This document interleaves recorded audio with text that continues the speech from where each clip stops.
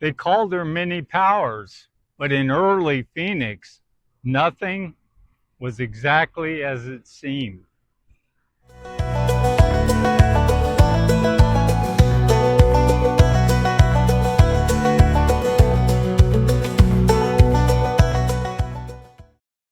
Born in England in 1852 as Rose Gregory, she came west with her family during the Mormon migration, settling in Utah.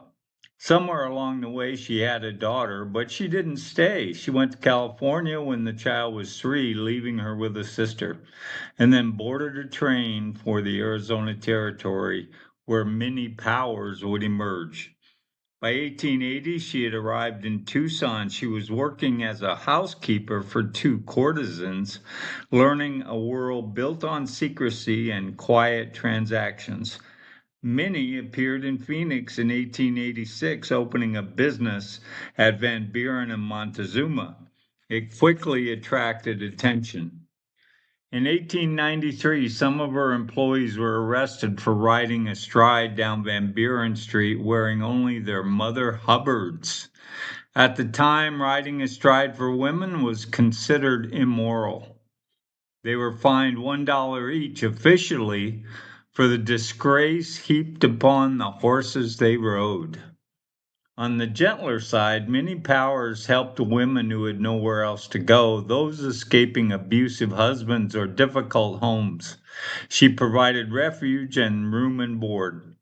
But she was also running a business, and that world could be unforgiving. Still, there were moments that complicated her story even further. A fire broke out at one of her establishments on Adams Street, and one of her women, Letitia Rice, did not survive. At the time, there were questions.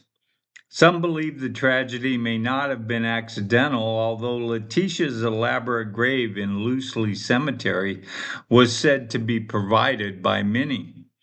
In the years that followed, another chapter unfolded when Minnie hired a bartender at her Via Road House Saloon.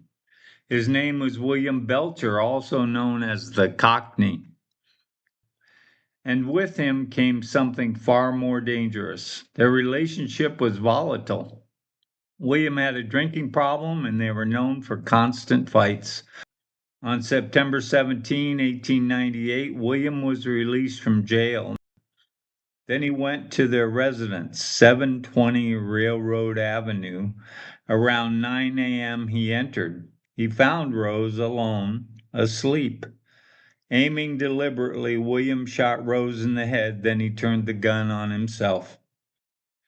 Minnie Powers, a businesswoman, a protector to some, and a figure surrounded by acts of kindness and suspicion. She was buried in an unmarked grave in Rosedale Cemetery in an elaborate copper-lined coffin with silver-plated handles and plate engraved with "At Rest" attached to the lid.